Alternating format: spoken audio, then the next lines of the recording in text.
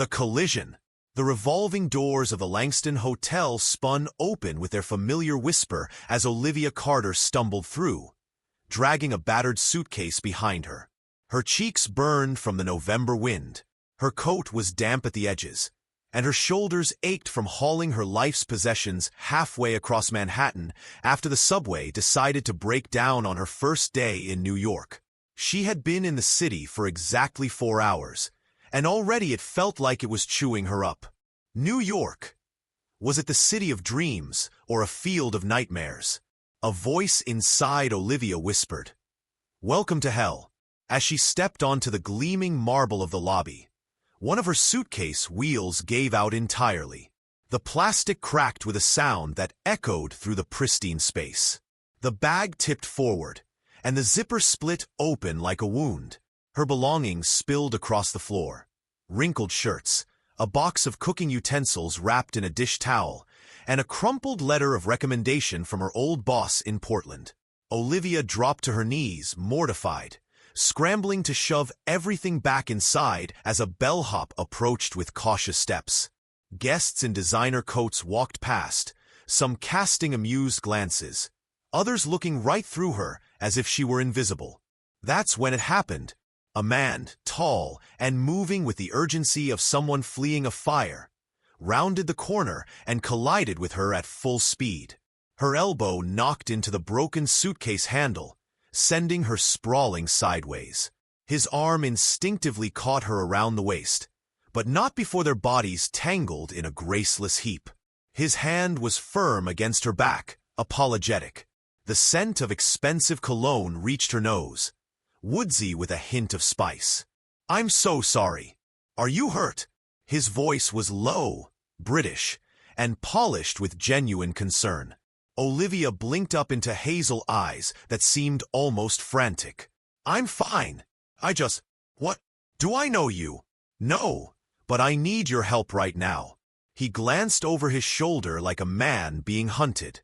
"Can you pretend to be my girlfriend? Just for 5 minutes?" She laughed, a sound born of pure confusion. "Excuse me? I'll pay you. Just stand next to me, act like you love me, and don't ask questions for the next 3 minutes." Olivia stared at him as if he'd lost his mind. Maybe he had. "Why would I do that?" "She's here. My ex-fiancée's mother," he muttered, eyes locked on the entrance. "If she sees me alone, she'll destroy everything. I just need to look convincingly attached." It was insane. She was late for her job interview. Her belongings were scattered across the hotel floor, and this man had clearly mistaken her for someone far more poised than she currently appeared. But something about the desperation in his tone gave her pause. Not manipulation or arrogance, but the kind of desperation that came from someone barely holding it together. Or perhaps, in the midst of this chaos where everything had gone upside down on her first day in New York, an unexpected wind had entered her life. A voice inside her whispered, "What do you have to lose? How much worse could it get?" A woman swept into the lobby like a storm in heels. Mid-60s, an impeccable cream suit, lips like a blade, and pearls that probably cost more than Olivia made in a year. Her eyes landed on the man, and her expression hardened. He didn't wait. He reached down, gently helped Olivia to her feet, and with one fluid motion slid his arm around her waist. Her breath caught as his body pressed against hers, warm and steady. He turned his head slightly and whispered, "Just go with it." Then louder, "Catherine, what a surprise." Catherine's smile was polished but cold. "Ethan, you're early." "And you're not alone," she replied, eyebrows lifting as her gaze settled on Olivia. "I'm not," he said with a smile that was pure performance. "This is Olivia, my girlfriend." The words felt like snowflakes, deceptively light, but capable of burying her. Olivia felt her spine stiffen, but the warmth of his hand at her waist held her steady. She forced a polite smile. "Nice to meet you." Catherine looked her over with clinical precision. "How lovely. And where did the two of you meet?" Ethan answered without pause. Farmer's market in the West Village. She was buying fresh basil. I was buying strawberries. Olivia blinked. Strawberries? Really? Ethan continued smoothly. I was captivated. Couldn't let her walk away without getting her number. Well, Catherine said, lips curling with skepticism, you must join us for tea. I was just on my way to meet the family.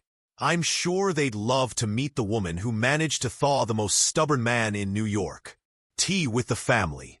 Olivia looked at Ethan with wide eyes, silently screaming.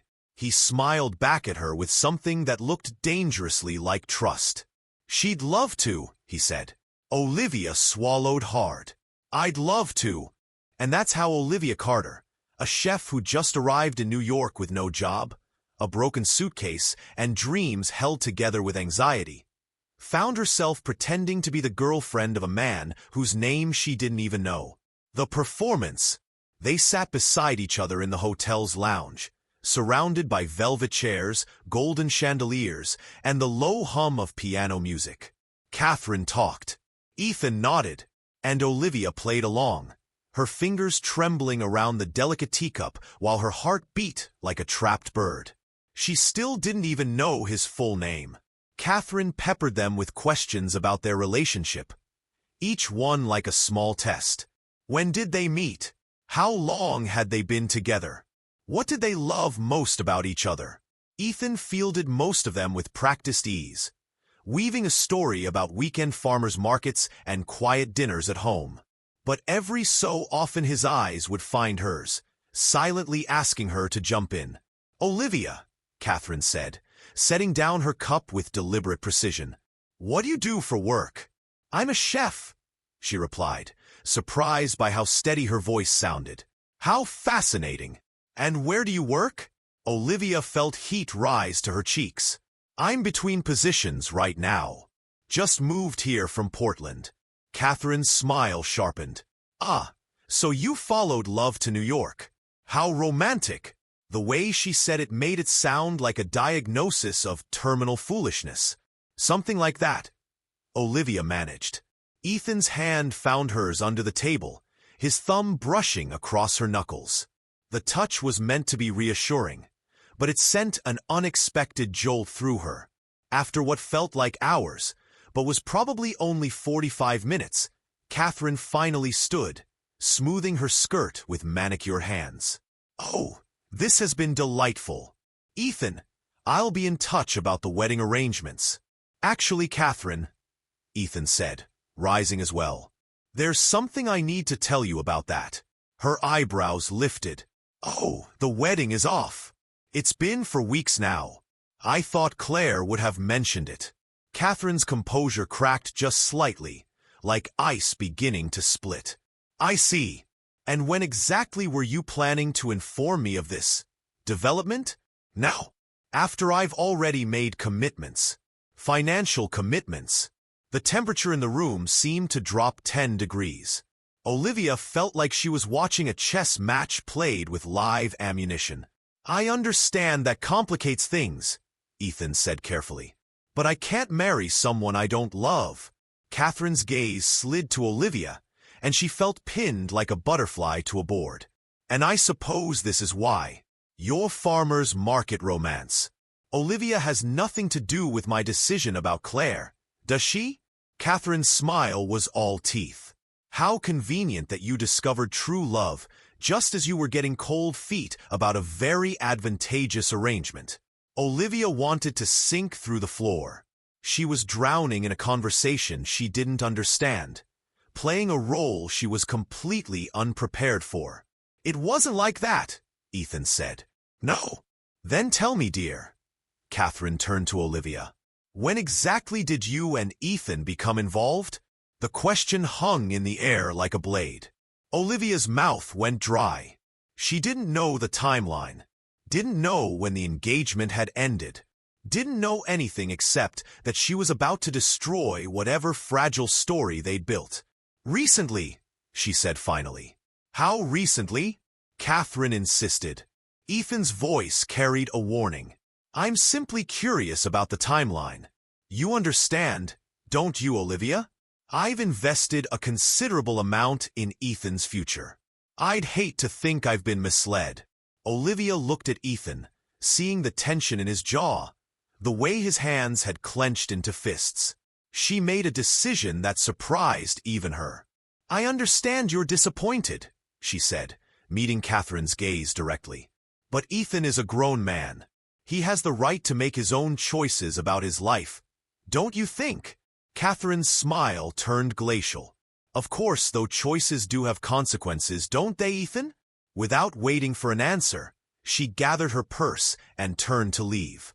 At the entrance to the lounge, she paused and looked back. Dinner tomorrow night, 8 o'clock. The Meridian Club. I'd like to meet your girlfriend properly under more formal circumstances. It wasn't a request. After she left, Ethan sank back into his chair, running both hands through his hair. I am so sorry. I had no idea she'd. Who is she? Olivia interrupted. And who are you really? He looked at her for a long moment, as if deciding how much truth she could handle. Ethan Montgomery. I own a restaurant called Montgomery's Table. Catherine Whitmore was my primary investor.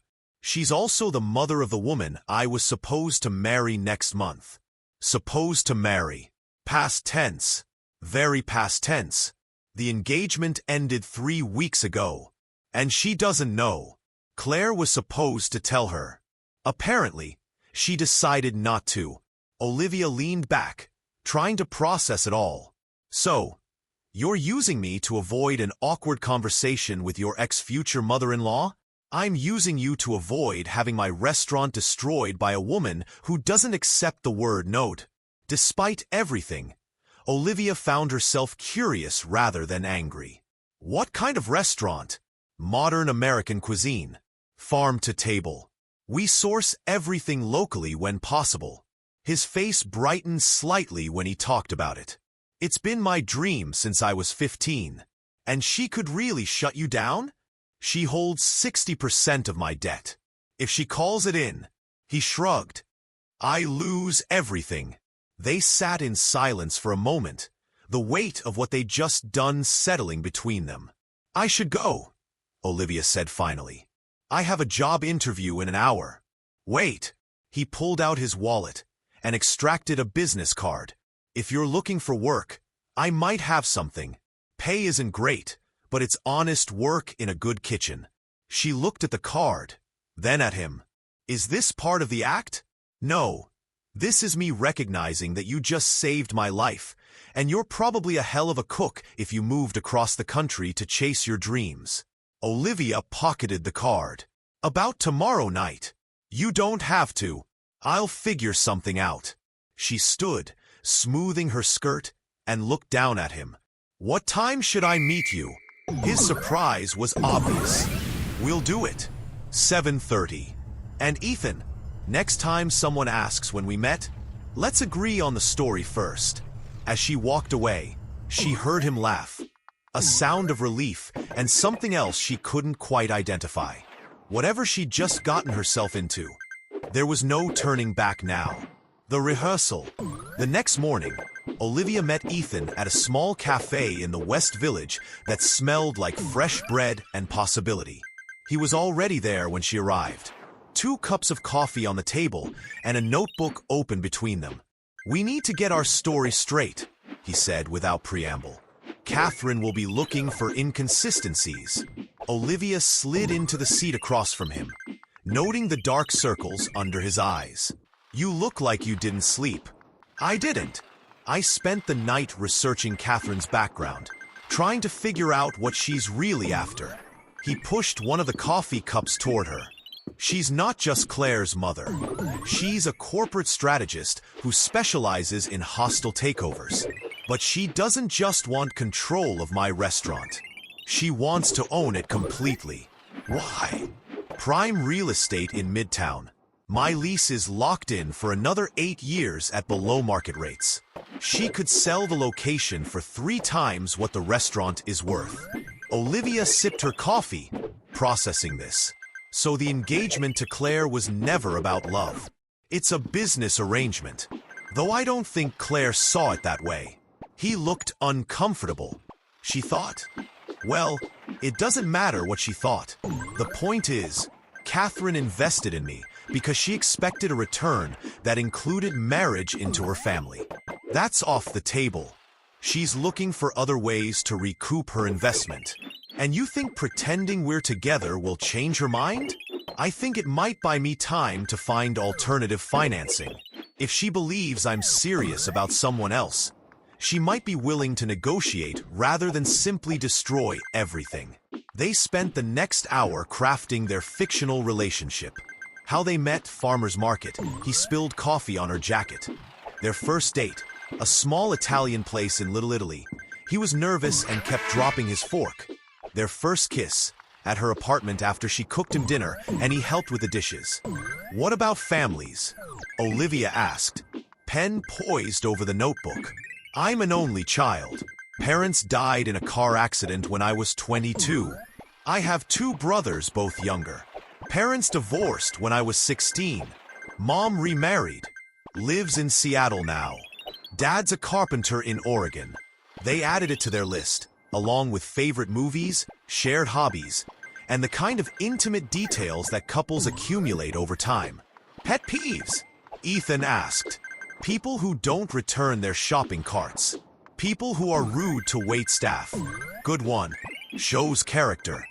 As they worked, Olivia found herself genuinely enjoying his company. He was thoughtful, funny when he wasn't stressed, and clearly passionate about his work. When he talked about his restaurant, his whole face changed. Why cooking? She asked during a lull in their planning. My grandmother. She taught me that food is love made visible. Every dish tells a story. Every meal is a chance to bring people together. He looked slightly embarrassed. Sounds cheesy, doesn't it? Not at all. It's why I became a chef, too. What's your specialty? Fusion cuisine.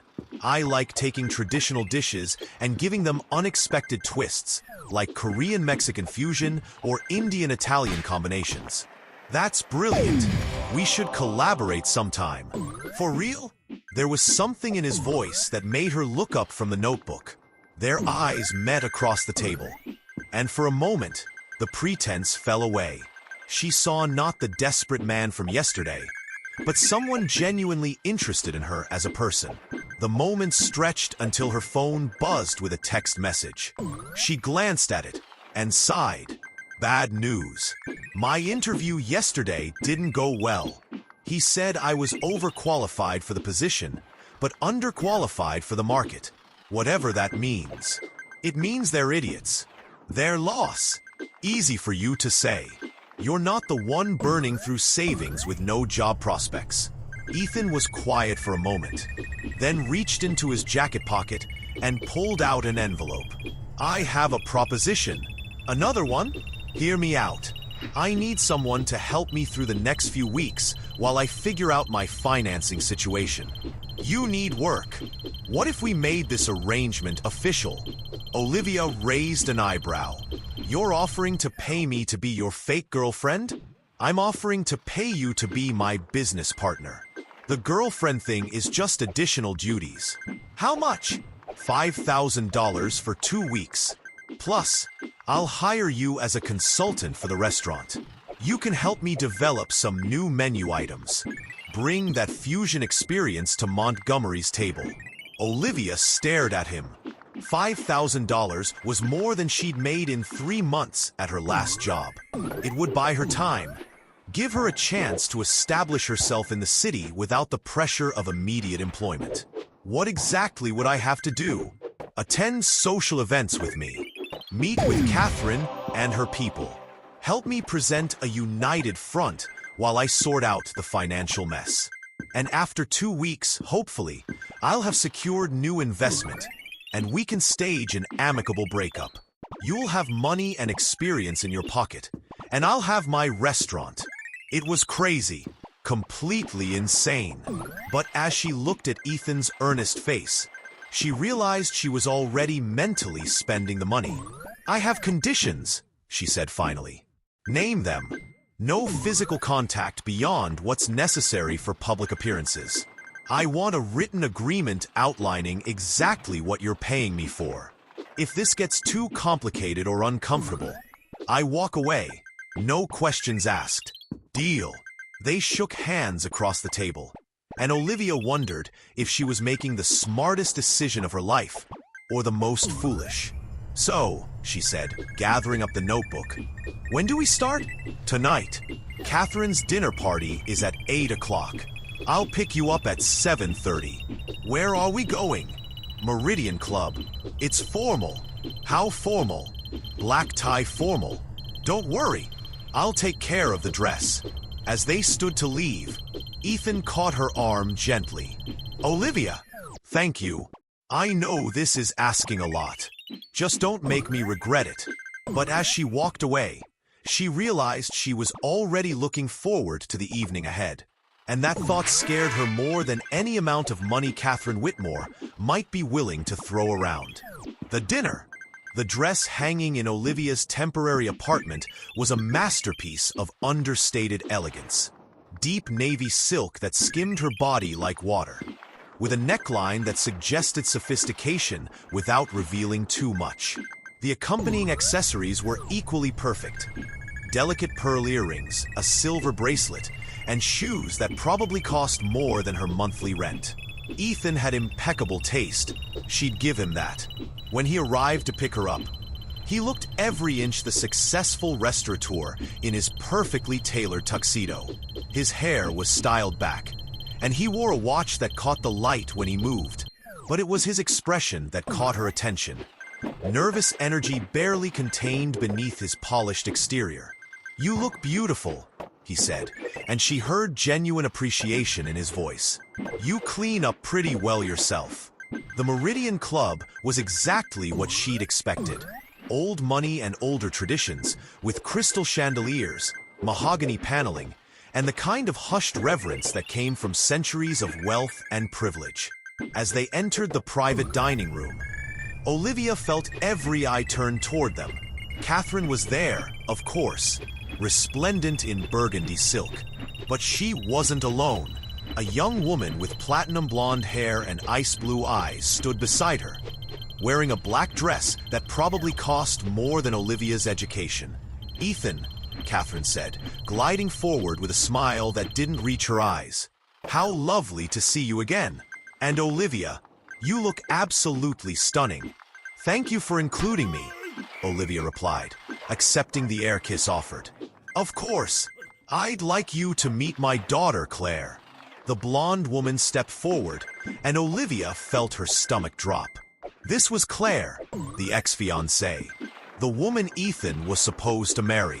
So, you're the one who stole my fiancé, Claire said, her voice honeyed with an edge of steel. Claire, Catherine warned. What? I'm just making conversation. Claire's smile was sharp. I'm fascinated to meet the woman who managed to turn Ethan's head so completely. Olivia felt Ethan's hand settle on the small of her back. Warm and reassuring.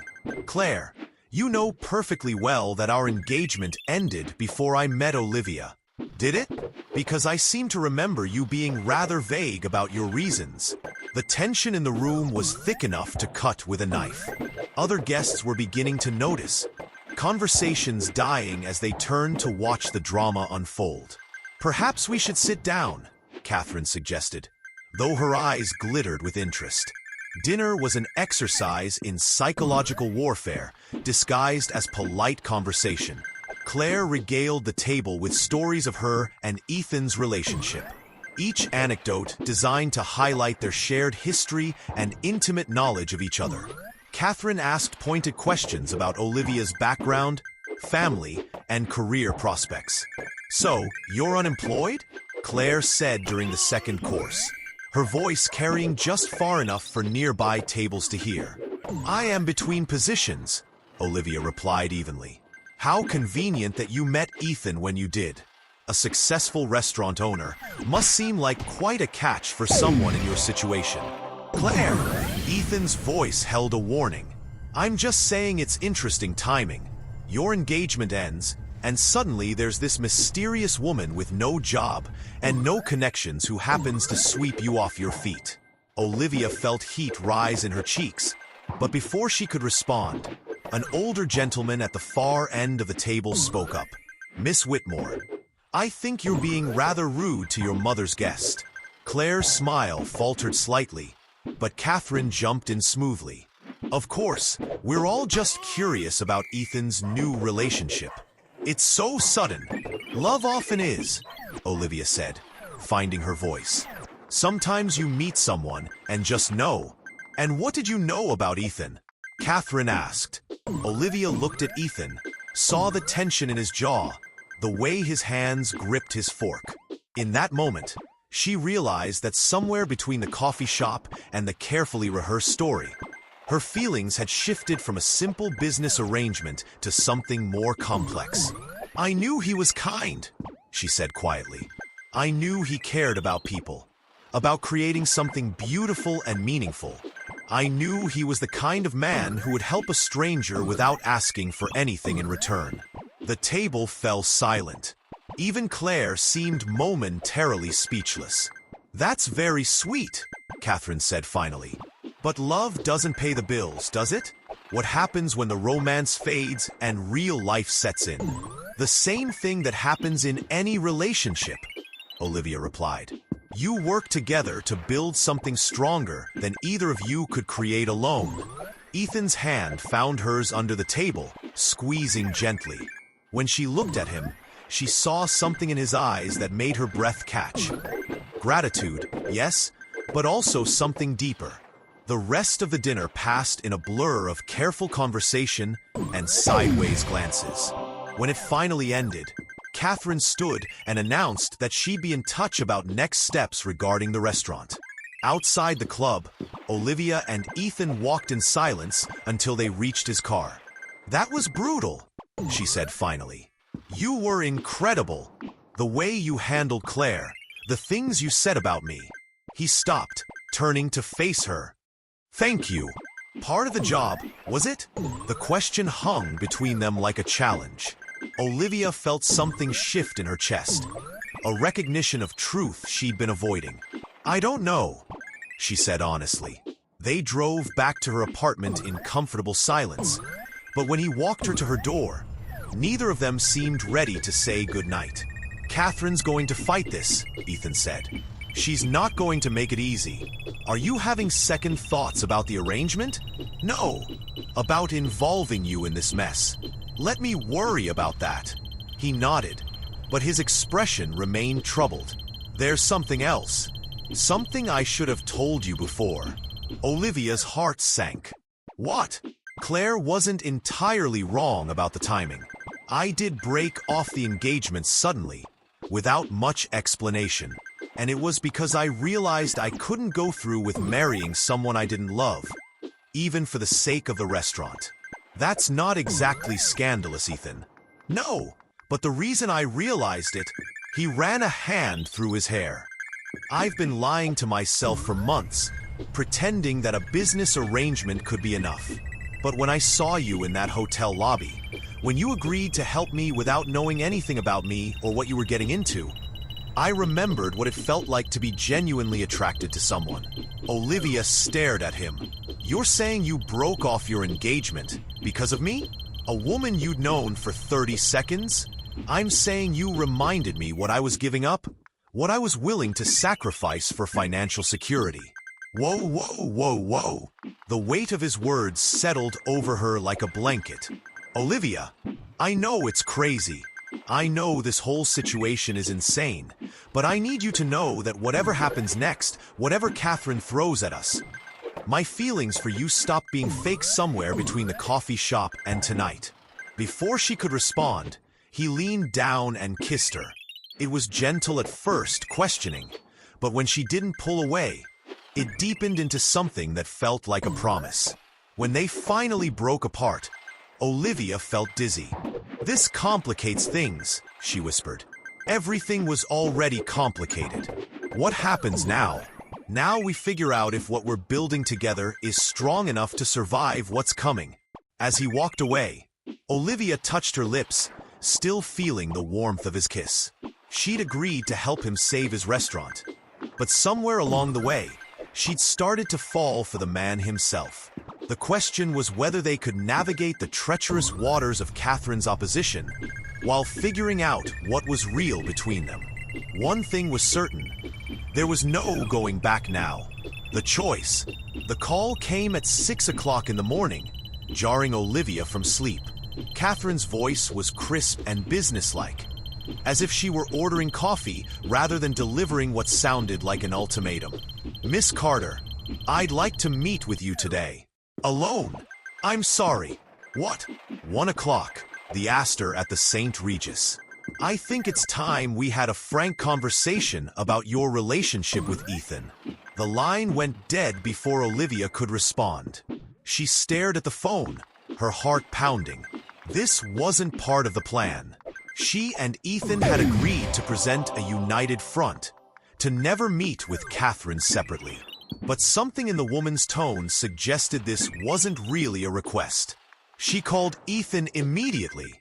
"Don't go," he said as soon as she finished explaining. "It's a trap. She's trying to get you alone so she can intimidate you or buy you off. What if she's right? What if we're in over our heads? Olivia, listen to me. Catherine Whitmore is a predator. She's spent her entire career destroying people who get in her way. I won't let her do that to you. But what if she has information that could help us? What if she knows something about the restaurant's finances that you don't? And she can share it with both of us present." But even as she agreed not to go, Olivia found herself thinking about the meeting all morning. By noon, curiosity had won out over caution. She dressed carefully in her most professional outfit and took a taxi to the St. Regis.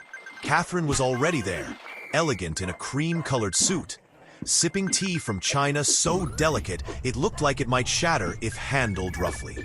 When she saw Olivia approach, "I wasn't sure you'd come.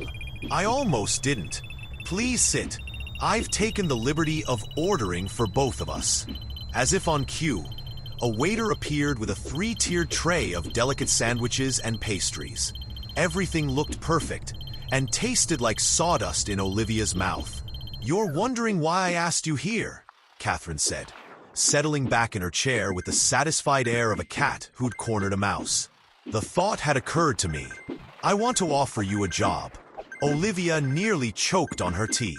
"Excuse me? Executive chef at a new restaurant I'm opening in Soho, $50,000 a year to start. Full benefits, creative control over the menu. You'd be working with some of the most talented people in the industry. And in exchange, you end this charade with Ethan immediately." The words hung in the air like a challenge. Olivia set down her teacup carefully, buying time to think. "You investigated me." "Of course I did. Graduating summa cum laude from the Culinary Institute. 3 years at Le Bernardin. Rave reviews from every chef you've worked under. You're incredibly talented, Miss Carter. Far too talented to waste your time playing pretend girlfriend to a man who's about to lose everything. What makes you so sure he's going to lose everything?" Catherine's smile was sharp. "'Cause I'm calling in his loan. All of it due in full by the end of the month." Olivia felt the blood drain from her face. "You can't do that." "I can, and I will. Unless, of course, he comes to his senses and honors his original agreement to marry Claire. He doesn't love her. Love is a luxury, my dear. Security is a necessity. Ethan seems to have forgotten that. And you think threatening him will change his mind? I think removing all other options will clarify his priorities." Catherine leaned forward. "But you could save him from having to make that choice. Take my offer. Leave New York. Let him focus on what really matters. His restaurant. His future. Without the distraction of a relationship that's doomed to fail anyway." Olivia felt anger rise in her chest. "You don't know anything about our relationship." "Don't I? You've known him for less than a week, but you're unemployed, desperate, and willing to pretend to be in love with a man for money. What exactly do you think that says about your character? The words hit like physical blows. Olivia stood abruptly, her chair scraping against the floor. I think this conversation is over. Sit down, Miss Carter. We're not finished. Yes, we are. Catherine's voice followed her as she walked away. The offer stands until tonight. After that, you'll have to watch the man you claim to love lose everything he's worked for. Olivia made it to the street before her hands started shaking. She found a bench in a nearby park and sat down. Trying to process what had just happened, Catherine's words echoed in her mind. Doomed to fail anyway. Was she right? Was Olivia just a distraction? A complication in Ethan's life that would ultimately cost him everything? Her phone buzzed. A text from Ethan. How did it go? She stared at the message, her thumb hovering over the keyboard. How could she tell him about Catherine's ultimatum? How could she explain that their pretend relationship had put his entire future at risk? Instead, she typed, "Fine. Just wanted to chat about the restaurant." It was the first lie she'd told him since this whole thing started, and it felt like swallowing glass. She spent the rest of the afternoon walking through Central Park, trying to sort through her feelings. The trees were bare now, their branches reaching toward a gray sky that matched her mood. Couples walked past, holding hands, and she found herself wondering if any of them had started as fake as she and Ethan had. By evening, she'd made her decision. She found him at Montgomery's table, working late in the kitchen. The restaurant was closed to customers, but the space was alive with the quiet energy of preparation. He looked up when she entered, flour dusting his hands, a smile breaking across his face. "You're here. I was hoping you'd come by. We need to talk." Something in her tone made his smile fade. He wiped his hands on his apron and gestured toward a quiet corner table. Olivia sat down, her hands clasped tightly in her lap. "She offered me a job." "A job?" "Executive chef at a new restaurant in Soho, $50,000 a year. Full benefits. Creative control." Ethan was quiet for a long moment. "What did you tell her?" "I told her I'd think about it." "Olivia, she's calling in your loan, Ethan. All of it due by the end of the month." The color drained from his face. "She told you that?" "She wanted me to know what my staying would cost you. And you believe her, don't you?" He ran both hands through his hair, leaving it disheveled. "Yes, I believe her. Catherine doesn't make empty threats." "Then we both know what I have to do." "No." He reached across the table, covering her hands with his. "We'll figure something out."